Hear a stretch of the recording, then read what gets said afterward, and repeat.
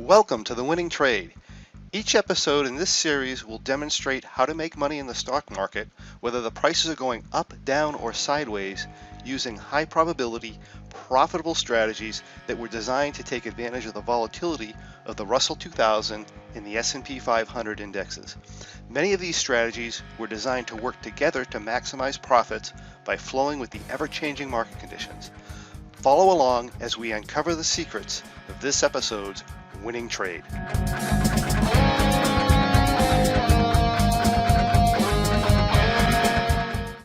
Well, hello everyone. My name is John Locke and I'd like to welcome you to The Winning Trade. Let's go over our required disclaimer material. I'll let you know that this presentation is given for educational purposes only. We are not broker-dealers or financial advisors, and we're not making any specific trade recommendations. Also, please be aware that your risk in trading options is substantial, and make sure you are aware of all your risks prior to placing any trades. Also note that we are using hypothetical computer simulated trades that are believed to be as accurately represented as possible, but keep in mind live results can vary from simulated results for many different reasons. All right, let's move on. If this is your first experience with us, my name's John Locke. I am a trading performance and wealth coach with Locke in Your Success LLC, and myself and my team are here to help traders win in the markets and in life as well. And today I'm here to guide you through the realm of high probability income trading. Now in a moment, not now, but in a moment, we're going to go over the winning trade. But before we do, let me quickly explain what we mean when we talk about an income or high probability trading strategy. An income strategy is where we put ourselves in a position to generate profits through the passage of time rather than depending solely on price movement to go in our direction. Meaning we can often make money whether the market goes up, down, or sideways. Now this doesn't mean we're going to win all the time, but it does mean that the probabilities of us winning are much higher than they might be otherwise. Now, when you find that you want more information as you are following along, that's fantastic. It means you're learning. And to help with any information you may be missing, simply contact us at lockeinyoursuccess.com or ask questions in the comments in this video, and we can direct you to where you can find more information. So let's move on. The winning trade we're looking at today is called an SS Bearish Butterfly, also known as the bear.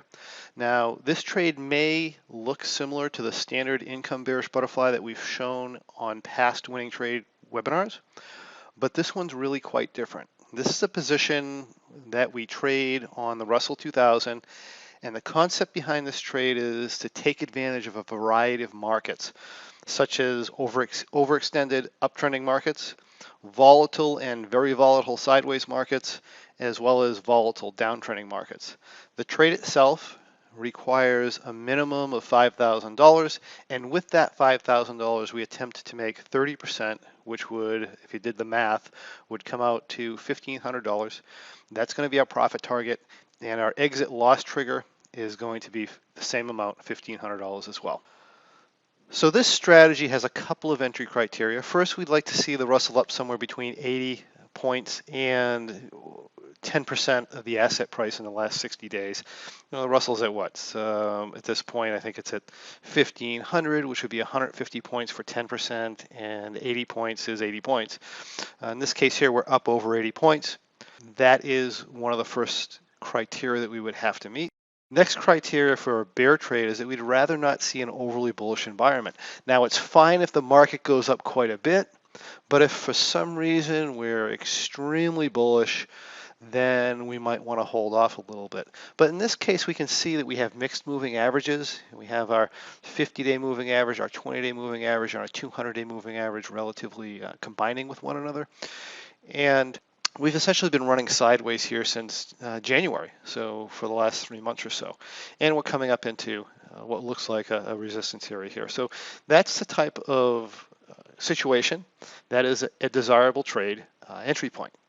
When we look at the expiration cycles for this date, assuming I stay with the monthlies, this is what we have. We have an expiration at 13 days to expiration, we have one at 42, we have one at 77, and then of course we have one way out at 133.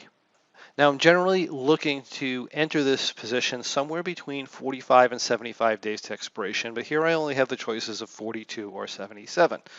I do want to enter the trade under these conditions, so when I run into this situation, generally for the most part, unless I'm extremely bearish, I'm going to go with the longer term expiration or 77 days. If I do that, this is my entry position. I'm entering a standard butterfly, 50-point wings, and I want my short strikes somewhere between 20 and 30 points below the money. So if I look at my situation here, my asset price is 1581. If I take 20 points off of that, that's 1561. So I come into the 1560s. I put on a 50-point wing butterfly. If I take a look at that position, this is what it looks like. I'm paying, it looks like about 700 and something dollars as an entry price. Now I have a $5,000 planned capital, but the only way we're going to get involved with anywhere near that amount of capital is if we have an extremely difficult trade with a very large up move and we chase it under low volatility. It's typically the only way we get anywhere near that. Usually we're down around, you know, the 2,000. $2,500 level for maximum capital in the trade. In this case, it's only 700 some dollars. If I bring this here, it tells me 763. So from here, the trade is fairly simple. What we're going to do with a down move is if we get a really big down move from this point, now remember we're over 1580. If we come all the way down to 1510, which is a 70-point move, which is fairly large on the Russell, we're simply going to exit the trade at whatever profit we have. The trade generally, well, every time I've ever traded it has always been profitable when that happens. Usually it's substantially profitable. So that's the downside. We come down to here and we basically exit. If we go to the upside, what we have is we have a scaling in sequence. And, you know, I just entered one butterfly. If we go up, then I'm going to enter a second butterfly. If we go up further, I'm going to enter a third butterfly. And then if we continue to go up, we have a rolling sequence, just like the regular bearish butterfly that we went over a couple of episodes ago. But that's our only, but we're not going to have any delta theta limits or anything like that. Okay, like we did on that other strategy, because this one is just very simple. So in this case here, I entered at 1560. We called that a reference point. That means I'm going to add to this position if the market goes to 1600. I'm going to add again if the market goes to 1620. And then I'm going to start a rolling sequence at 1630. And we're just going to chase the market until it stalls or it comes back on us. And we're going to make our money there. So let's take a look at what happens here. So here we are, 77 days to expiration. And we basically sit in this trade for quite a long time. So I'm going to go to April 15th. We're up $97. This is what our position looks like. You know, the market's just kind of been chopping around. We can kind of put up a little bit of a price chart here to see what happened. And we end up going sideways a little bit. So let's go ahead to maybe another 10 days here to April 24th. Again, the market is coming up. Not much happening. We've just kind of been sitting here. We'll go from the 24th to May 3rd, and the market goes up. So if we take a look at our price charts here, you can see we ran sideways for a little bit, and now we just popped up a little bit higher here. So we've exceeded our add point. I told you our add point was when the Russell hit 1600. We're now at 1610. One of the things I love about this position is you're only checking it once a day.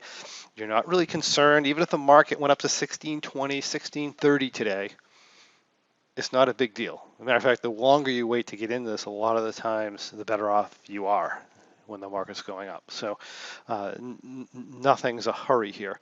But in this case, we're clearly over 1600. We're at 1610. So we can enter our second, third, and this is what our position looks like now. Now, under normal circumstances, that if we get a down move, we're going to do very, very well here. If we get a very high volatility shift or a larger than normal volatility shift, we will get a T+0 line crush, which does happen in this strategy later on. I'm just going to go to May 9th here. The market basically topped out right around 1610, so we didn't have to add anything else to the position. The market came back down. Normally we would be doing very well here, but we had a very abnormal volatility shift where we got a crushing of the T+0 line that's much, much more than normal.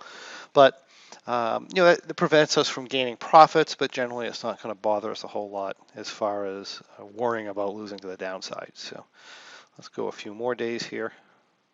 And we will go to May 13th. So this is our next adjustment point. So what happened here is, well, let's go to the day before.